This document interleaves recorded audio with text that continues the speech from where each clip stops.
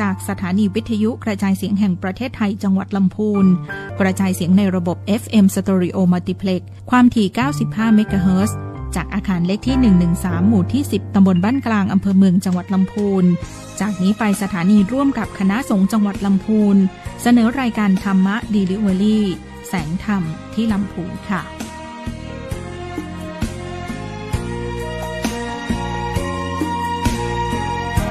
อย่าลืมทำบุญนะคุณผู้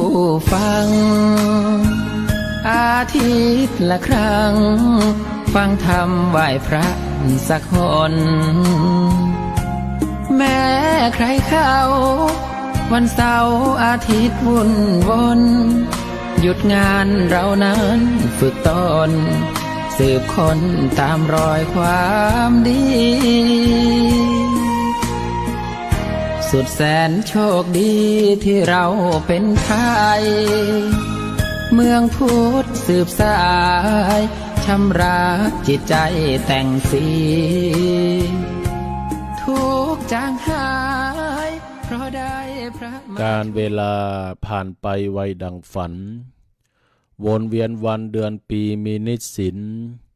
ร้อนผ่านหนาวเข้ามาเป็นอาจินแม้ทวินก็ไม่ทวนหวนกลับคืนการเวลาหมุนไปคล้ายชีวิตตามลิขิตเรื่อยไหลไม่อาจฝืนมีเกิดแก่เจ็บตายไม่ยั่งยืนสุดจะขืนขัดไว้ให้นิรันดร์การเวลาหมุนเรื่อยไปไม่ซับซ้อนที่ยอกย้อนยุ่งยากมากบากบั่นคือชีวิตที่แปรเปลี่ยนไม่เที่ยงทันทั้งสุขสันต์ทุกข์ทนระคนครองการเวลาเปลี่ยนผ่านแม้นานนับจงพร้อมรับด้วยใจไม่หม่นหมองใช้ปัญญาเลิศล้ำนำคันลองให้พ้นพ้องเพศภัยไร้มนทินขอเจริญสุขเจริญพรเจริญศีลเจริญธรรมจงบังเกิดมีกับบรรดาท่านสาธุชนพุทธบริษัททุกท่านที่กำลังติดตามรับฟังรายการธรรมะเดลิเวอรี่แสงธรรมที่ลำพูนโดยคณะสงฆ์จังหวัดลำพูนได้นำเอารายการธรรมะเอามาพบปะกับบรรดาญาติโยมท่านสาธุชนพุทธบริษัทท่านผู้ฟังที่อยู่ต่างบ้านต่างจองผ่านทางสถานีวิทยุกระจายเสียงแห่งประเทศไทยจังหวัดลำพูนสำนักประชาสัมพันธ์เขต 3กรมประชาสัมพันธ์ในคลื่นความถี่ FM 95 เมกะเฮิรตซ์ดำเนินรายการโดยอาตมภาพพระครูวิทิตธรรมานันท์หรือว่าตุโอมวัดสวนดอกตำบลในเมืองอำเภอเมืองลำพูนจังหวัดลำพูนเบอร์โทรศัพท์084 366 3223 084 366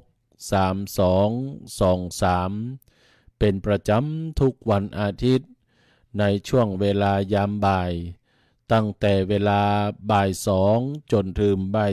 3โดยประมาณหมุนคลื่นวิทยุ FM 95 สวทลำพูนมาอยู่โดยรายการธรรมะเดลิเวอรี่แสงธรรมที่ลำพูนเป็นธรรมะสวัสดียามบ่ายเป็นรายการธรรมะที่อยู่เคียงคู่เป็นเพื่อนร่วมคิดเป็นมิตรคู่บ้านรายการธรรมะที่มาเติมเต็มความหวังรายการธรรมะที่มาเติมเต็มรอยยิ้มรายการธรรมะที่มาเติมเต็มความรู้สึกความสุขความสดใสความกระจ่างแจ่มใสแห่งดวงใจที่บริสุทธิ์มาสู่กับบรรดาญาติโยมท่านผู้ฟังทั้งหลายทุกคนทุกท่านคณะสงฆ์จังหวัดลำพูนโดยพระเดชพระคุณหลวงพ่อท่านเจ้าคุณพระเทพรัตนนายกได้มอบหมายให้อาตมภาพพระครูวิทิตธรรมานันท์หรือว่าตุโอมวัดสวนดอก ได้มีโอกาสในความร่วมไม้ร่วมมือจากทางสวทละปูนคือได้จัดรายการธรรมะในทุกวันอาทิตย์ช่วงเวลายามบ่ายเอามาสู่มาอู้มายื่นมาปันคือกับบรรดาญาติโยมท่านผู้ฟังทั้งหลายทุกคนทุกท่านเพื่อหวังว่ารายการธรรมะนี้จะเปรียบประดุจดังยาที่จะไปรักษาคือใจที่อ่อนล้าของเฮานั้นคือเป็นใจที่เข้มแข็งเปรียบประดุจดังยาที่ไปสมานแผลที่มันเป็นแผลถลอกแห่งหัวใจที่มันบักเข้มแข็งนั้นคือหายรายการธรรมะเดริเวอรี่แสงธรรมที่ละปูนจึงเป็นธรรมะหนึ่งกำลังใจจึงเป็นธรรมะเติมเต็มกำลังใจคือแก่บรรดาญาติโยมท่านผู้ฟังทั้งหลายทุกคนทุกท่านเพื่อยังประโยชน์เพื่อยังความสุขเพื่อยังสิ่งที่ดีงามเป็นข้อคิดมาให้กับบรรดาญาติโยมท่านผู้ฟังทั้งหลายทุกคนทุกท่านแม้ว่าเราท่านทั้งหลายจะอยู่ที่ไหนตั้งใดก็ตามขอให้รายการธรรมะเดริเวอรี่แสงธรรมที่ละปูนเปรียบประดุจดังเป็นเพื่อนคู่คิดเปรียบประดุจดังเป็นมิตรคู่บ้านหมุนคลื่น FM 95 สวทละปูนมาปะกันแล้วมาอยู่ด้วยกัน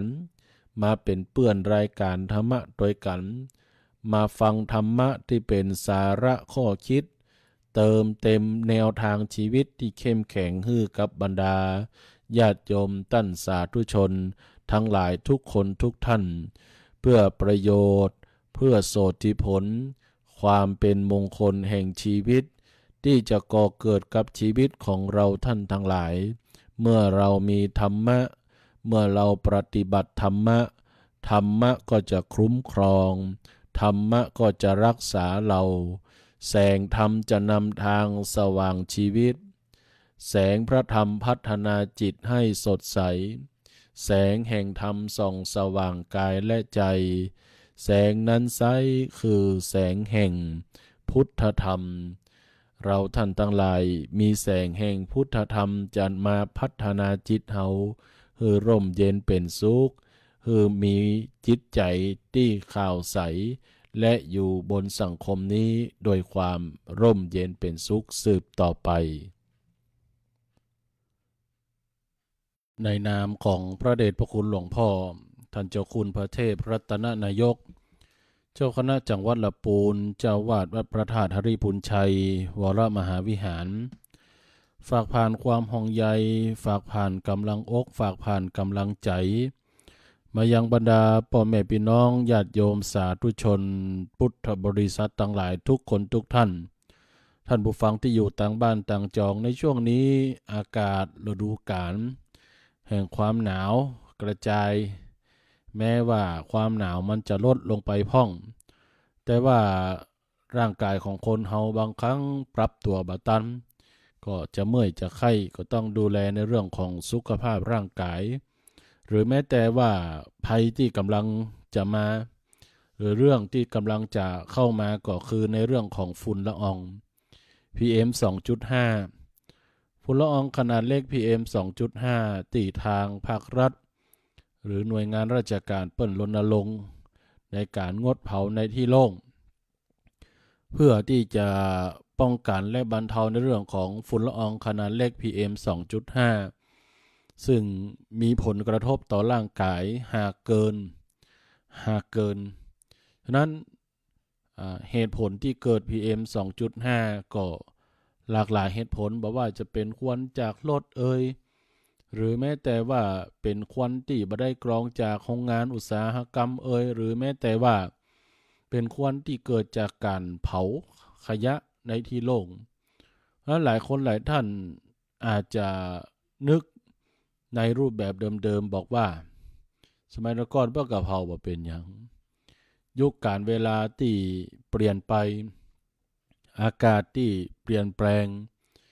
หรือแม้แต่ว่าธรรมชาติที่เป็นไปโดยการเปลี่ยนแปลงเนี่ยตัวนี้คือค่าแห่งความสำคัญที่ทำให้ PM 2.5 นี่มันเกิดขึ้นแล้วมันมีอยู่บอกว่าจะเผาที่ไหนตั้งใดก็ตาม เมื่อมันเกิดขึ้นแล้วก็ต้องร่วมไม้ร่วมมือที่อาตมาภาพคือญาติโยมท่านผู้ฟังทั้งหลายฟังว่า PM 2.5 ที่เกิดขึ้นเนี่ยอดีตเนี่ยคือการสั่งสมตั้งแต่อดีตเฮามีการเผากันเกิดขึ้นก็จันบรรยากาศที่เคยกรองอากาศก็หายไปหรือเสื่อมไปนั้นเมื่อถึงคราววันเวลาการละหนึ่งนี้ก็ทำให้ว่าการกรองอากาศจากชั้นบรรยากาศเนี่ยเวลาเผาอย่างไปแล้วมันสามารถไปที่ไหนตั้งใดได้อากาศที่เปลี่ยนแปลงอากาศที่เปลี่ยนไปก็เก็บฝุ่นละอองนี้อยู่ในบริเวณที่เฮาตั้งหลายมอง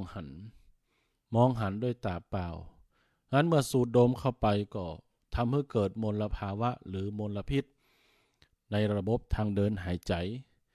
ส่งผลให้เกิดโรคต่างๆในร่างกายที่เป็นไปนักดังนั้นหลายท่านก็เป็นภูมิแพ้เมื่อหันอากาศ PM 2.5 นี่ก็ได้รับผลกระทบโดยตรงหนึ่งนั้นก็คืออาตมาภาพก็ได้รับผลกระทบจาก PM 2.5 ถ้าอากาศที่เปลี่ยนแปลงค่าฝุ่นที่สูงขึ้นเกินขนาดเนี่ยนะเสียงก็จะหายเสียงก็จะแหบรวมไปจนถึงว่าระบบการหายใจก็จะขาดตกไปแล้วดังนั้นก็ต้องระมัดระวังตัวเก่ารวมไปถึงญาติโยมท่านผู้ฟังทั้งหลายทุกคนทุกท่านก็ต้องดูแลร่างกายตัวเก่าให้ดีพอกอยตัวเก่าให้ดีด้วยความร่วมไม้ร่วมมือเราจะช่วยกันดูแลบ่ให้เกิด PM 2.5 ค่าที่มันเป็นภัยต่อร่างกายของคนเราก็งดเผาในที่โล่งงดเผาในเรื่องของขยะสิ่งต่างๆที่เป็นขยะจะเนี่ยจะใดก็ตามภาครัฐหน่วยงานภาครัฐราชการเปิ้นประกาศก็คือเอาแปลงเสวียนปืนกับไม้เอาใบไม้ใบตอกไปเอาไปรวมกันไว้เปิ้นก็จะมีจุลินทรีย์หรือว่าน้ำหมักจุลินทรีย์ที่ไปย่อยสลายใบไม้หรือทำให้ใบไม้เป็นปุ๋ยก็สามารถติดต่อรับได้จากที่ว่าการอำเภอหรือติดต่อสอบถามที่ปหลวงบ้านอันนี้ก็เป็นในเรื่องของการดูแลสุขภาพภายในร่างกายแห่งส่วนหนึ่งในการดูแลสุขภาพภายในจิตภายในใจของบรรดาหมู่เฮาท่านทั้งหลายซึ่งลืมไม่ได้เลยว่าใจร่างกายที่เข้มแข็งเพียงใดก็ตามถ้าใจมันบ่เข้มแข็งพอก็บ่สามารถประคับประคองให้คนเฮานะเดินหน้าไปได้ดังนั้นจะต้องมีพลังใจที่เข้มแข็งแม้ว่าอุปสรรคปัญหานานาประการเหตุการณ์ต่างๆอันเกิดขึ้นจากบ้านจากเมืองเหตุการณ์ที่เฮาฟังข่าวพอโทรทัศน์พอตั้งไลน์พอตั้งเฟซบางเรื่องก็ใกล้ตัวบางเรื่องก็ไกลตัวบางเรื่องสร้างความสลดหดหู่มาสู่จิตใจหรือบางเรื่องทำให้เฮานั้นย่อท้อหรือว่าท้อถอยต่อเหตุการณ์ที่เกิดขึ้นจนบ่เอาอย่างญาติโยมท่านผู้ฟังทุกท่านใจของคนเฮานี้เมื่อใดก็ตามเฮามีลมหายใจอย่าได้ทดได้ท้อได้ถอย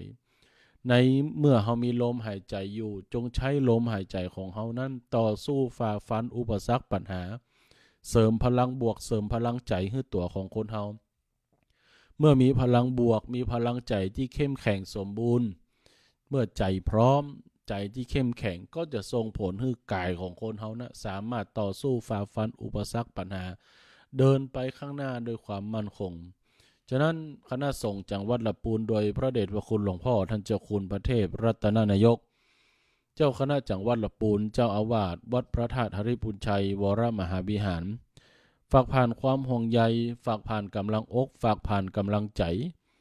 มาสู่มายื่นมาฮื้อมาปันแก่บรรดาญาติโยมสาธุชนทั้งหลายทุกคนทุกท่านเพราะกำลังใจนี้ขอให้เป็นมนต์พิเศษกำลังใจนี้ขอให้เป็นมนต์ที่มีคุณค่ากำลังใจนี้ขอให้เป็นมนต์ที่เข้มขลังเสริมพลังกายพลังใจให้กับ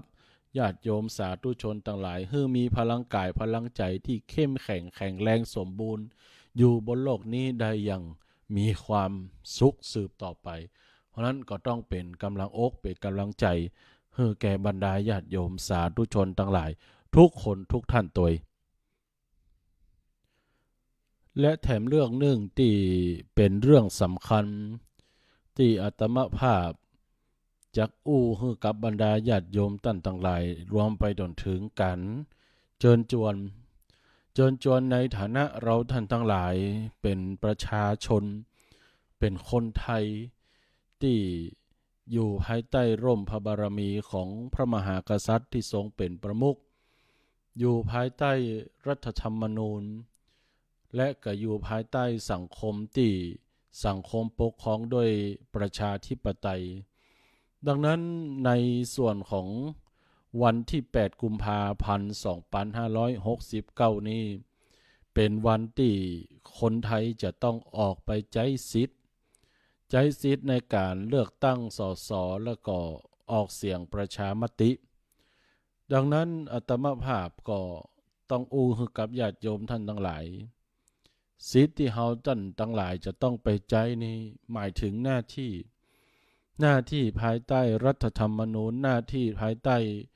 ของสิทธิ์ของคนไทยทุกคนภายใต้ระบอบการปกครองแบบประชาธิปไตยซึ่งมีพระมหากษัตริย์ทรงเป็นประมุขดังนั้นเมื่อเฮามีสิทธิ์เฮาทำหน้าที่ในการไปใช้สิทธิ์คำกล่าวคำหนึ่งบอกว่าผู้ทำหน้าที่ของตัวเก่าคือผู้ที่มีธรรมะจึงหมายถึงหน้าที่ดังนั้นหน้าที่หนึ่งของคนไทยหน้าที่หนึ่งของคนที่อยู่ภายใต้กฎหมายของบ้านเมืองที่จะเป็นกฎหมายที่สร้างสรรค์สาระประโยชน์ให้การปกครองบ้านเมืองนั้นเป็นไปด้วยความร่มเย็นนั่นคือการออกไปใช้สิทธิ์ในการเลือกตั้งไปใช้สิทธิ์ในการออกเสียงประชามติในวันที่8กุมภาพันธ์2569ซึ่งญาติโยมท่านผู้ฟังทั้งหลายคุณสมบัติของการใช้สิทธิ์คือทำหน้าที่ในการใช้สิทธิ์เลือกตั้งเนี่ยซึ่งมีคุณสมบัติจะต้องเป็นคนไทยแล้วก็รับสัญชาติไทยมาแล้วบ่น้อยกว่า5ปีเป็นคนที่มีอายุบ่ต่ำกว่า18ปีณในวันเลือกตั้งและเป็นคนที่มีชื่ออยู่ในทะเบียนบ้านในเขตเลือกตั้งมาแล้วบ่น้อยกว่า90วันนับถึงวันเลือกตั้งแต่นอกเหนือการไปใช้สิทธิ์เปิ้นก็ไปใช้สิทธิ์ในฐานะของคนไทยเปิ้นก็มีบุคคลที่บ่สามารถหรือห้ามไปใช้สิทธิ์ดังเช่นว่า 1. ภิกษุสามเณรนักพจน์นักบวช 2. คนที่ถูกเพิกถอนการใช้สิทธิ์แล้วก็ผู้ต้องคุมขังคนวิกลจริตสติฟั่นเฟือน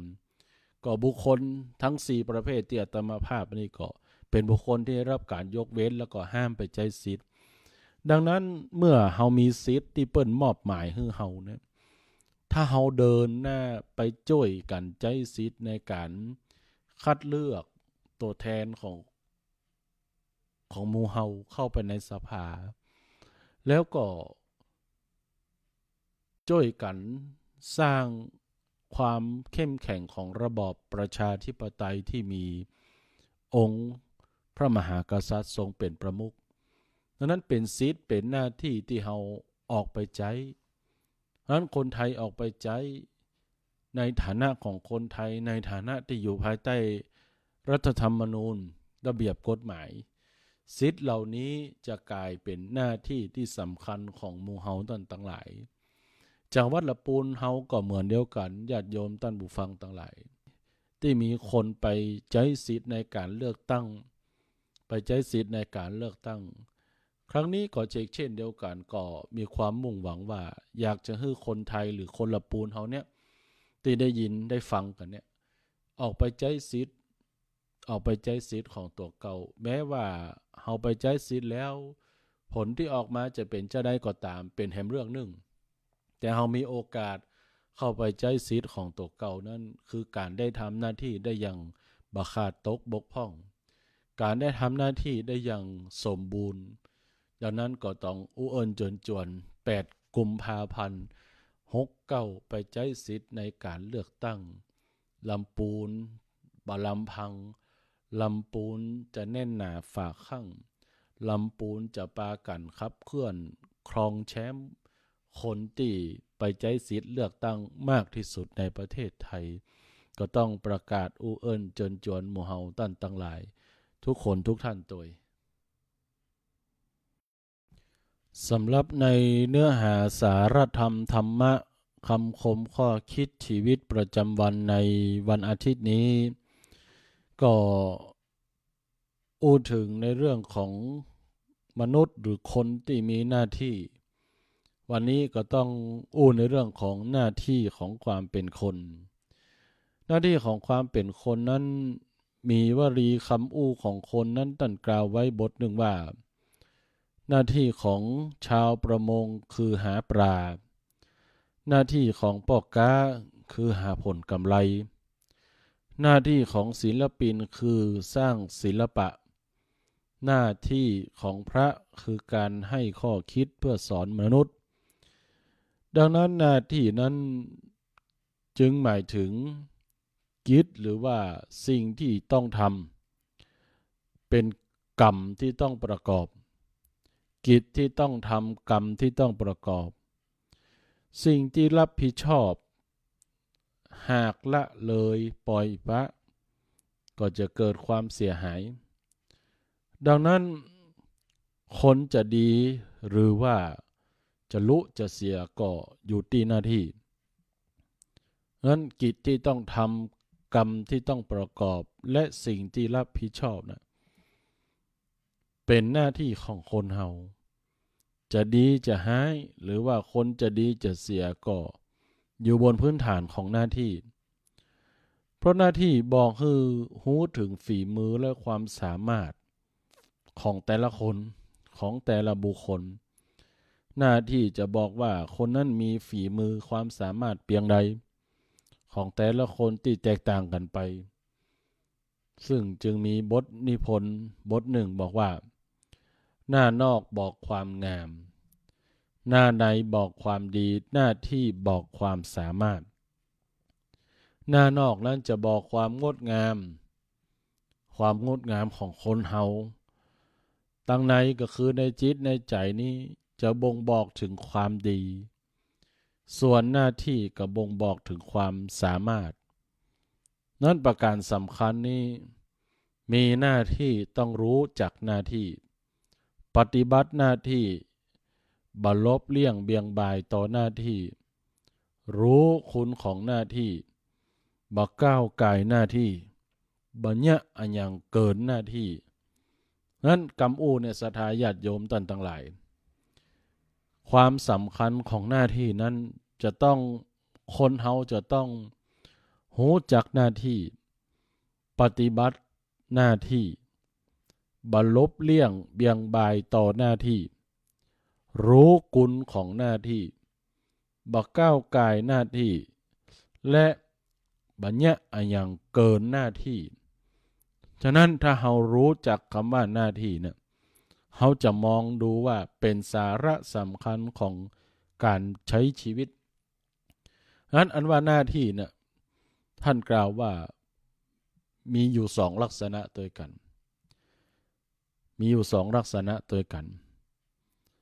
หน้าที่ลักษณะที่หนึ่งคือหน้าที่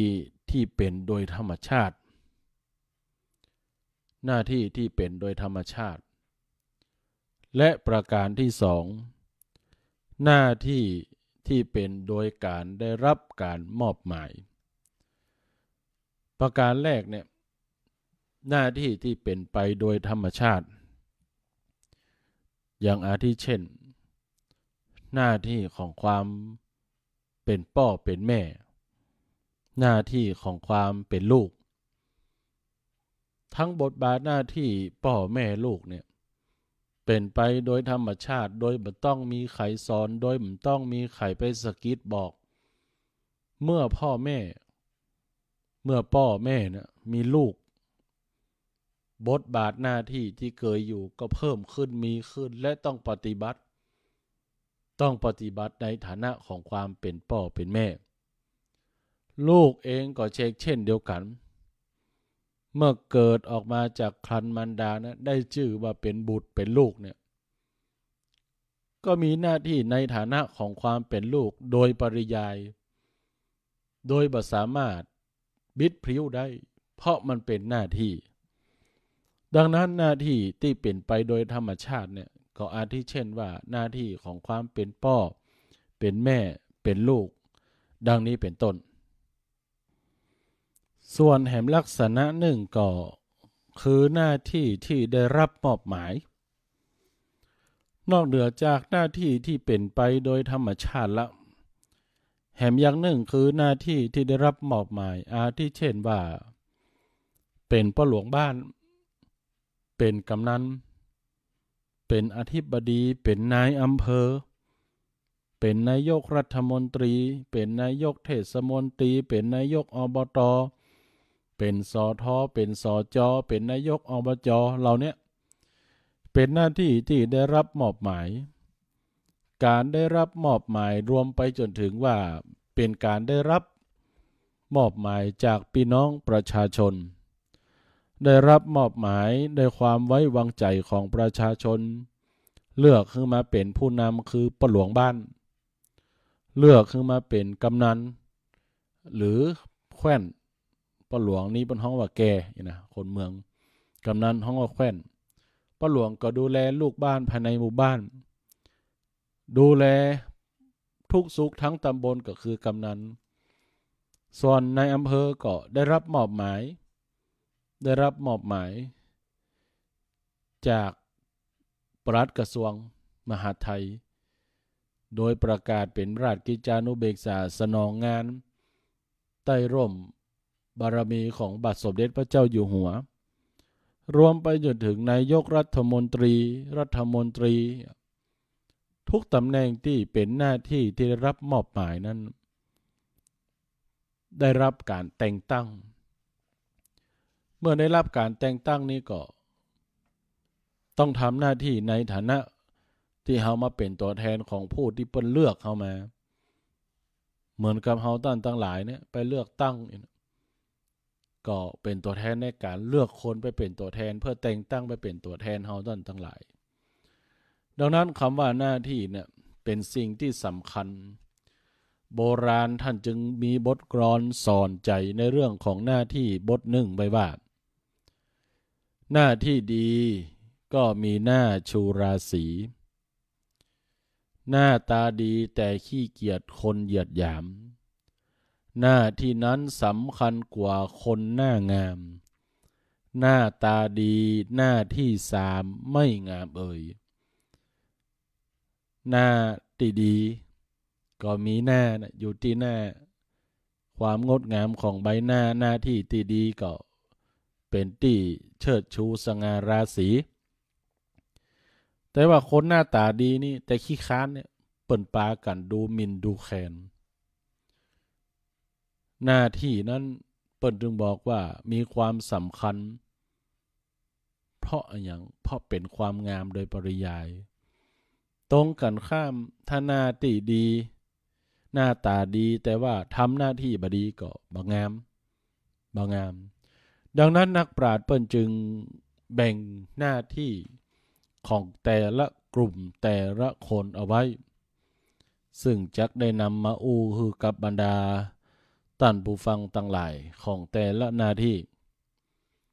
เริ่มต้นที่อู้มาตั้งแต่ต้นคำขมข้อคิดนั่นหมายถึงหน้าที่ของพ่อแม่หน้าที่ของพ่อแม่นั้นที่พึงปฏิบัติต่อลูกนะท่านกล่าวไว้ว่ามีหน้าที่5ประการหน้าที่5ประการที่1คือห้ามลูกไม่ให้ทำความชั่ว2สอนให้ตั้งอยู่ในความดี3ให้ได้รับการศึกษาศิลปวิทยา4หาคู่ครองที่ดีให้5มอบทรัพย์ให้ในเวลาหรือในสมัยที่สมควรถึง5ประการนี้เป็นบทบาทเป็นหน้าที่ของพ่อแม่ที่จะต้องปฏิบัติต่อลูกซึ่งเป็นหน้าที่โดยธรรมชาติไม่ต้องมีใครแต่งตั้งอันแรกก็คือห้ามบ่ให้ทำความชั่วก็คือพ่อแม่ต้องทำหน้าที่ในการป้องกันปราบปรามห้ามปรามบ่ให้ลูกนั้นไปประพฤติปฏิบัติตัวตนให้เกิดความเสียหาย อันนี้เป็นประการที่หนึ่งประการที่สองหน้าที่ของพ่อแม่ก็คือสอนให้ตั้งอยู่ในความดีนั่นหมายถึงว่าสอนให้ลูกนั้นปฏิบัติตัวตนให้อยู่ในศีลธรรมวัฒนธรรมประเพณีจารีตกฎหมายบ้านเมืองอันนี้คือตั้งมั่นในความดีประการที่สามคือศึกษาศิลปวิทยาคือส่งเสริมให้ได้รับการศึกษาทั้งคดีทางโลกและคดีทางธรรมคือสูงที่สุดที่พึงจะกระทำได้ประการที่สี่ก็คือหาคู่ครองที่ดีฮึนั่นหมายถึงว่าใจว่ามัดมือโชคนะ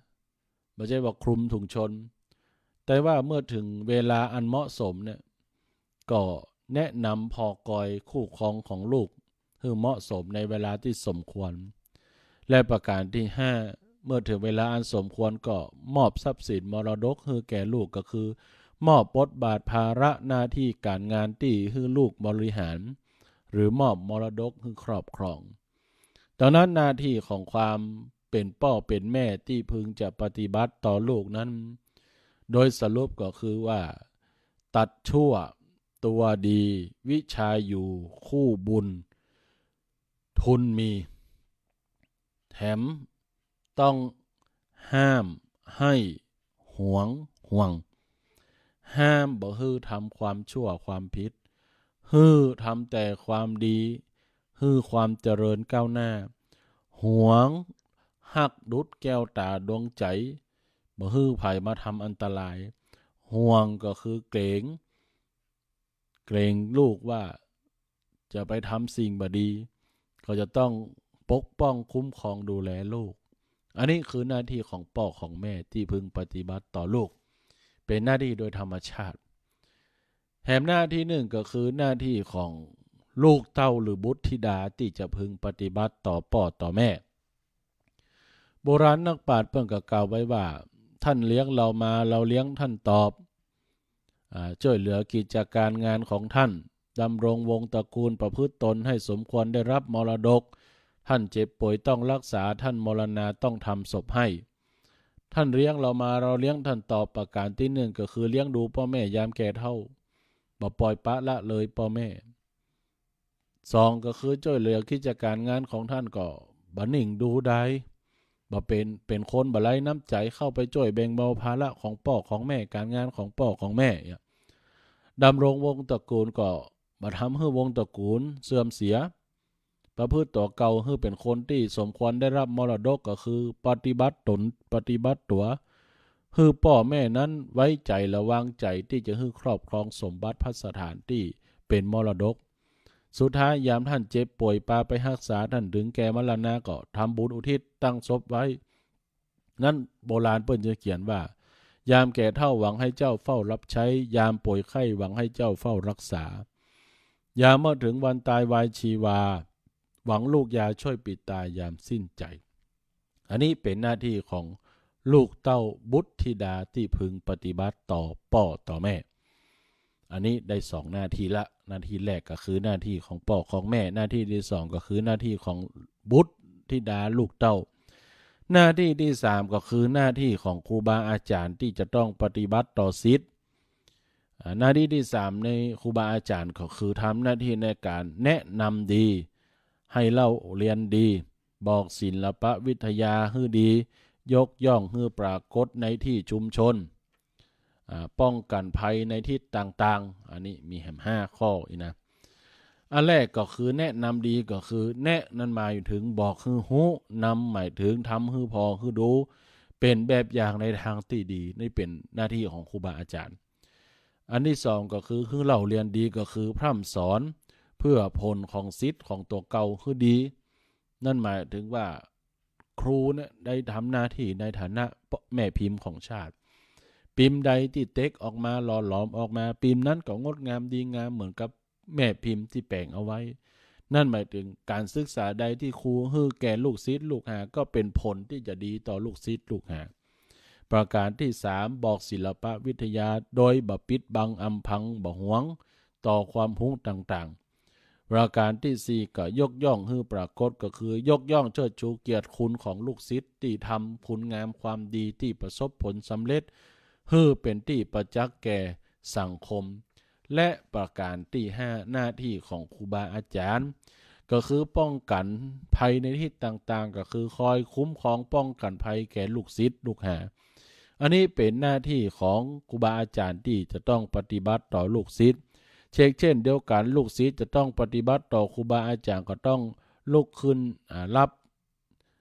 คอยเข้าไปรับใจคือความเคารพประพฤติปฏิบัติตัวเก่าคือดีกตัญญูกตเวทิตาต่อท่านลูกศิษย์ปฏิบัติต่อครูบาอาจารย์ก็คือบักกระด้างกระเดืองเนี่ยลุกขึ้นยืนรับแสดงน้ำใจบหันแก่ตัวแบ่งเบาภาระของครูบาอาจารย์คอยเข้าไปรับใจให้ความเคารพยกย่องครูบาอาจารย์ในฐานะปูชนียบุคคลประพฤติปฏิบัติตนตัวบ่ให้เสื่อมเสียทำตนให้เป็นคนที่ชื่นชมยกย่องนี่ประพฤติตนตัวดีกตัญญูกตเวทิตาก็คือสำนึกบุญคุณพระคุณของครูที่เปิ้นฮื้อความรู้ศิลปวิทยาปฏิบัติตามคำสอนของท่านอันนี้โดยสรุปง่ายๆก็คือศิษย์ที่ดีจะต้องมีคุณธรรมคือมีความเคารพคบการศึกษากล้ารับความผิดคิดช่วยเหลือครูกตัญญูต่อท่านและสถาบันเป็นหน้าที่ของลูกศิษย์หน้าที่แห่งอันหนึ่งก็คือหน้าที่ของสามีพึงจะปฏิบัติต่อภริยาหรือภรรยาก็คือยกย่องนับถือว่าเป็นภรรยาไม่ดูหมิ่นเหยียดหยามไม่ประพฤตินอกใจมอบความเป็นใหญ่ให้เครื่องใช้ประดับอันนี้ก็คือหน้าที่ของสามียกย่องเชิดชูว่าเป็นภรรยาประกาศให้ปรากฏยกย่องชื่นชมให้เกียรติบ่ดูหมิ่นเหยียดหยามรักเกียรติและศักดิ์ศรีมีใจหนึ่งเดียวที่ฮักภรรยาแล้วก็มอบความเป็นใหญ่ก็คือมอบหมายให้ดูแลสมบัติทรัพย์สินในครัวเรือนมอบสมบัติให้ใช้จ่ายเสริมความงดงามของความเป็นสตรีสรุปแล้วหน้าที่ของสามีที่พึงปฏิบัติต่อภรรยาก็คือยกย่องนับถือว่าเป็นภรรยา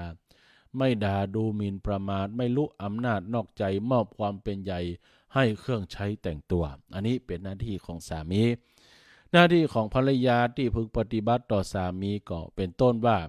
จัดการงานดีสงเคราะห์ญาติบริวารฝ่ายสามีที่ดีประพฤติตนไม่ประพฤติตนนอกใจสามีรักษาทรัพย์สมบัติที่สามีหามาให้ขยันฉลาดในกิจการงานทั้งปวงก็คือจัดการงานดีเนี่ยจัดการภาระหน้าที่ในบ้านในจองให้เรียบร้อยบ่ให้ค้างเป็นระบบระเบียบ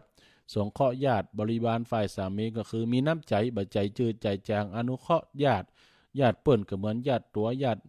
ติผัวก็เหมือนญาติเราอีเนาะแล้วก็รักษาทรัพย์ที่สามีหามาได้ก็คือฮู้จักเก็บฮู้จักใจเพื่อให้ทรัพย์สินมันมั่งคั่งสุดท้ายก็ต้องเป็นคนฉลาดในการขยันในกิจการทั้งปวงคือเข้าใจหน้าที่ในการปฏิบัติตนของภริยาดังนั้นสรุปง่ายๆก็คือหน้าที่ของภริยาก็คือตื่นก่อนนอนที่หลังเฝ้าฟังรับใจประพฤติถูกใจสามีพาทีน่ารักอันนี้เป็นหน้าที่ภริยาหน้าที่แห่งอันคือหน้าที่ของอุบาสกอุบาสิกาที่จะต้องปฏิบัติต่อพระสงฆ์องค์ข้าเจ้านี่นะก็เกื้อกูลพระกระทำบุญคุณพระศาสนาเป็นอุบาสกอุบาสิกาจันนำแล้วก็เอาใจใส่ทำนุบำรุงพระศาสนาทั้ง5อย่างเนี้ยก็คือปฏิบัติเกื้อกูลพระก็คือเมตตาคารวะธรรมกระทำบุญก็คือมันสร้างกุศลคุณงามความดีด้วยวิธีต่างๆคุณพระศาสนาก็คือปฏิบัติตามหลักแนวทางตามศีลภาวนาจนถึงศีลสมาธิปัญญาเป็นอุบาสกอุบาสิกาจันนำก็คือมีศรัทธามีศีลบัดเจื่อมงคลตื่นข่าวและสุดท้ายช่วยเหลือทำนุบำรุงพระพุทธศาสนาสุดท้ายหน้าที่ของพระสงฆ์นั้นที่พึงปฏิบัติต่อพุทธบริษัทและศาสนาก็คือสวดมนต์ภาวนาศึกษาเล่าเรียนภาคเพียรปฏิบัติสันทัดกันสอนบ่สั่นคลอนศรัทธาเหล่านี้เป็นหน้าที่ของพระเจ้าพระสงฆ์ถ้าเราประพฤติปฏิบัติตนตองหน้าที่นั่นหมายถึงว่าทำตามหน้าที่ที่เราได้รับมอบหมายทั้งเป็นหน้าที่โดยธรรมชาติและหน้าที่ที่ได้รับมอบหมายเมื่อรู้จักหน้าที่ปฏิบัติหน้าที่ไม่หลบเลี่ยงเบี่ยงบายหน้าที่รู้คุณของหน้าที่ไม่ก้าวก่ายหน้าที่ไม่ทำอะไรที่เกินหน้าที่ ก็จะเป็นวิถีทำให้ชีวีมีความสุขนั้นฝากในเรื่องหน้าที่คือแก่บรรดาญาติโยมท่านทั้งหลายท่านผู้ฟังทั้งหลายทุกคนทุกท่านตัวในเจ้าวันนี้วันที่18ก็ตอนเจ้าธรรมภาพก็ได้ประกอบพิธีในการทำบุญถวายทานข้าวใหม่ที่ญาติโยมสาธุชนทั้งหลายได้น้อมนำเอามาถวาย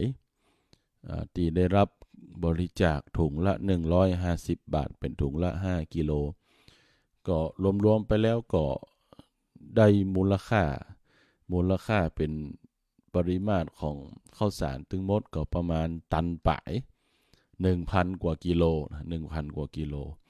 นั่นก็ต้องอนุโมทนาสาธุการกับพี่น้องศรัทธาญาติโยมสาธุชนทั้งญาติโยมที่ฟังรายการ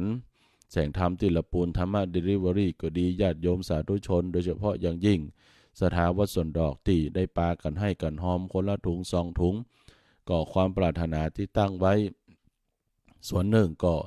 เอาถวายเป็นภัตตาหารแด่พระเจ้าประสงค์ในวัดส่วนหนึ่งก็ถวายพระสงฆ์นอกวัดส่วนหนึ่งก็จะได้ไปมอบคือกับบรรดาผู้ป่วยติดเตียงต่างๆคือควรแก่สิ่งที่เฮาท่านทั้งหลายได้กินได้ทานมาร่วมบุญกันมานี่ก็ต้องอนุโมทนาส่วนกุศลผลบุญใดกุศลใดที่ญาติโยมพ่อแม่พี่น้องท่านสาธุชนได้ตั้งความปรารถนาได้กินได้ทานได้ตั้งความปรารถนาถึงบุพการีบรรพบุรุษปิตามารดาปู่ย่าตายายทั้งหลายขอสัจจะอธิษฐานน้ำญาติบุญทานที่ได้กระทำปั้มเปงในการทานเข้าใหม่เดือน4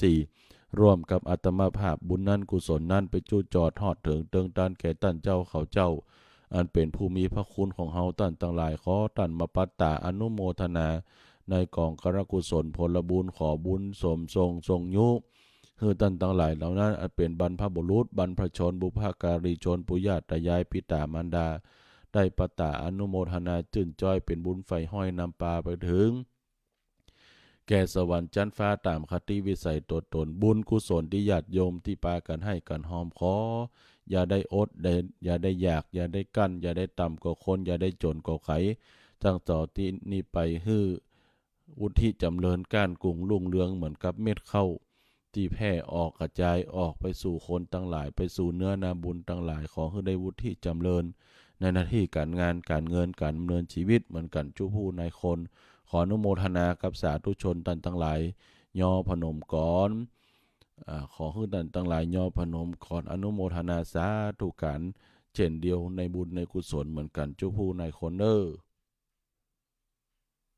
และก่อนที่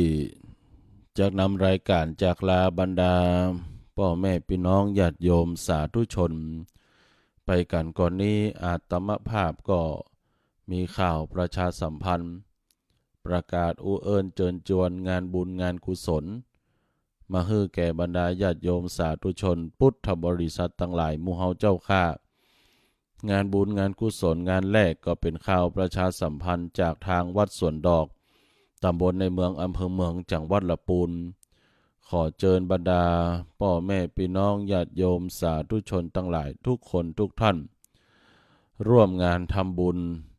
ถวายทานทำบุญศาลาการประเรียนสมโภชศาลาการประเรียนของวัดสวนดอกที่ได้ปากันบูรณะและงานทำบุญอายุวัฒนมงคล73 ปีพระครูโสพลจิตาภิรักษ์เจ้าอาวาสวัดสวนดอกเจ้าคณะตำบลในเมืองเขต2สมโภชวัดสวนดอกบูรณะพัฒนาวัดครบ287 ปีระหว่างวันที่13-14 กุมภาพันธ์ 2569กำหนดการตั้งแต่วันที่13 กุมภาพันธ์เวลา 9 นาฬิกาเป็นต้นไปคณะศรัทธาวัดสวนดอกนักศีลนักบุญทั้งหลายก็ร่วมทำบุญถวายทานต้นเงินต้นทองตลอดทั้งวัน17 นาฬิกาบ่าย 5 โมงแลงก็มีพิธีทำบุญทักษิณานุปทานอุทิศให้แก่ผู้ล่วงลับวันที่14 กุมภาพันธ์เวลา14 กุมภาพันธ์ 2569เวลา 9 นาฬิกาก็มีพิธีสืบชะตาหลวงเวลา 11 นาฬิกาถวายภัตตาหารเพลแด่พระสงฆ์และเชิญพี่น้องศรัทธารับประทานอาหารแบบโรงทานนั่นก็ของประกาศเอิญเชิญชวนญาติโยมท่านผู้ฟังศรัทธาสาธุชนทั้งหลายร่วมเป็นเจ้าภาพต้นเงิน ตามจิตเจตนาของท่านต้นเงินก็คือต้นกระปะพึกต้นปัจจัยที่จะได้แห่นำมาถวายสมโภชสาราการประเรียนในการถวายทานในครั้งนี้ตามกำลังศรัทธาจะมากจะน้อยตามเจตนาของญาติโยมท่านทั้งหลายที่ได้ถวายต้นเงินหรือท่านจะเป็นเจ้าภาพสังฆทานถวายพระสงฆ์พิธีชุดละ 2,000 บาททุนการศึกษาทุนละ500 บาทโต๊ะถวายภัตตาหารเพลโต๊ะละ 1,500 บาทเจ้าภาพผ้าบางสุขุนผืนละ200 บาทเจ้าภาพเก้าอี้เพื่อใจในงานพิธีเป็นเก้าอี้ไม้ซักเพื่อใจในศาลาการประเรียนจำนวน10ตัวละ 2,000 บาทหรือเจ้าภาพโต๊ะเคียงที่วางของนำวางของโต๊ะเคียงตัวละ600 บาทหรือท่านจะติดต่อเป็นเจ้าภาพโรงทานจัดเลี้ยงในวันที่14นั้นติดต่อสอบถามรายละเอียดร่วมทำบุญมาที่อัตมภาพได้พระครูวิทิตธรรมานันท์หรือว่าตู้โอมวัดสวนดอกที่เบอร์โทรศัพท์0843663223 ตั้งแต่บัดนี้เป็นต้นไปท่านใดมีความประสงค์จะให้จะห้อมจะร่วมทำบุญบอกว่าจะติดต่อขอต้นคาขอไม้ปักสตังไปปักเงินที่จะมาห้อมกันตานเป็นต้นกระปะพึกต้นเงินหรือจะถวายสังฆทานพระสงฆ์ 2,000 บาททุนการศึกษา500 บาทโต๊ะถวายภัตตาหารเพล 1,500 บาทหรือเจ้าภาพผ้าบางสุกุลผืนละ200หรือเจตนาจะให้ห้อมเป็นเจ้าภาพเก้าอี้เพื่อใจในศาลาการประเรียนเป็นเก้าอี้หลุยกับตัวละ 2,000 บาทหรือโต๊ะเคียงวางของตัวละ600 บาทก็เอิ้นมาที่อัตมภาพได้เนอะตั้งแต่บัดนี้เป็นต้นไป0843663223และข่าวประชาสัมพันธ์แห่งข่าวหนึ่งก็เป็นข่าวงานบุญของวัดพระธาตุหริพูนชัยวรมหาวิหารซึ่งก็กำหนดการพิธีทำบุญฉลองปอยหลวงพระวิหารพระเจ้าละโววัดพระธาตุหริพูนชัยวรมหาวิหารซึ่งได้ดำเนินการบูรณะได้ก่อสร้างขึ้นมาใหม่ก็แทนหลังเดิมที่ชำรุดทรุดโทรมไปก็ทางวัดพระธาตุหริพูนชัยซึ่งมีพระเดชพระคุณพระเทพรัตนนายกเจ้าคณะจังหวัดลำพูนเป็นประธานในการดำเนินการบูรณะในครั้งนี้ก็ใจงบประมาณ20 กว่าล้านเกือบ30 ล้านในการสร้างพระวิหารพระเจ้าละโวแทนหลังเดิมเนี่ยนะก็กำหนดการมีในวันที่15-16 เดือนกุมภาพันธ์ 2569วันที่15ในช่วงบ่ายโมงก็จะมีพิธีบวงสรวงเทวดาบ่าย 2-14 นาฬิกาก็ทำบุญทักษิณานุปทานอุทิศผู้มีอุปการะต่อวัดและอดีตเจ้าอาวาสเวลา 18 นาฬิกา6 โมงแมลงพิธีอบรมสมโภชพุทธาภิเษกพระเจ้าละโวและวัตถุมงคลแล้วก็มีการเทศน์การใส่เบิกตลอดทั้งคืนส่วนกำหนดการในวันที่16ตั้งแต่เวลา 7 นาฬิกาก็มีการทำบุญตักบาตรเวลา 9:30 นาทีพิธีเจริญพระพุทธมนต์โดยได้รับเมตตาธรรมจากเจ้าประคุณสมเด็จพระมหาธีราจารย์เจ้าวาดวัดพระเชตุพนวิมลมังคลารามเจ้าคณะใหญ่หัวเหนือเป็นประธานสงฆ์พร้อมโดยพระเถระทั่วภาคเหนือหลังจากนั้นเวลาบ่าย 4:16 นาฬิกาคณะศรัทธาของวัดต่างๆก็แห่ขวดตาลเข้าร่วมทำบุญ17 นาฬิกาพิธีเจริญพุทธมนต์ถวายทานวิหารพระเจ้าละโวนั้นก็ประกาศเอิ้นเชิญชวนพี่น้องศรัทธาสาธุชนท่านใดจะเข้าไปให้ไปหอมเป็นเจ้าภาพสังฆทานหรือจะร่วมทำบุญในงานสมโภชปอยหลวงวิหารพระเจ้าละโวพระธาตุหริพูนชัยสามารถติดต่อสอบถามไปที่ทางวัดพระธาตุหริพูนชัยตำบลในเมืองอำเภอเมืองจังหวัดลำพูนตั้งแต่บัดนี้เป็นต้นไปเด้อจึงประชาสัมพันธ์ให้กับบรรดาญาติโยมท่านสาธุชนพ่อแม่พี่น้องหมู่เฮาเจ้าข้าท่านทั้งหลายทุกคนทุกท่านได้ทราบเกี่ยวกับกิจกรรมงานบุญต่างๆที่ท่านทั้งหลายได้ปากันทำกิจกรรมในกาละครั้งนี้เอาละท่านสาธุชนญาติโยมพ่อแม่พี่น้องหมู่เฮาเจ้าข้าท่านทั้งหลาย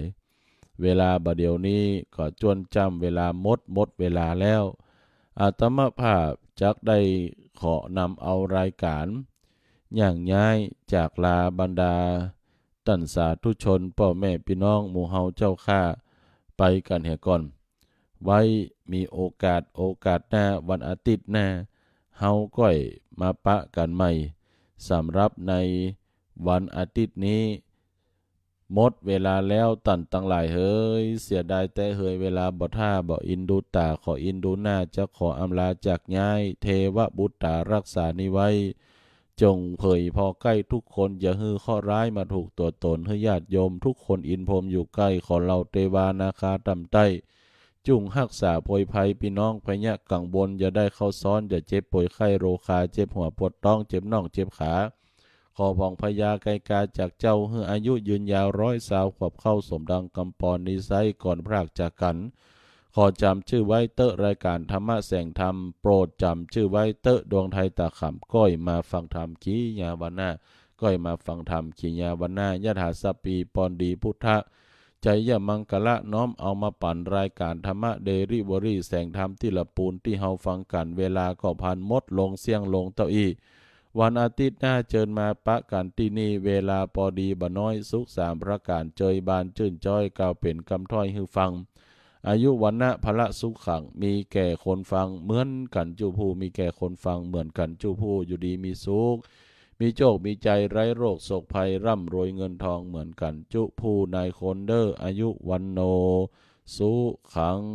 พะลัง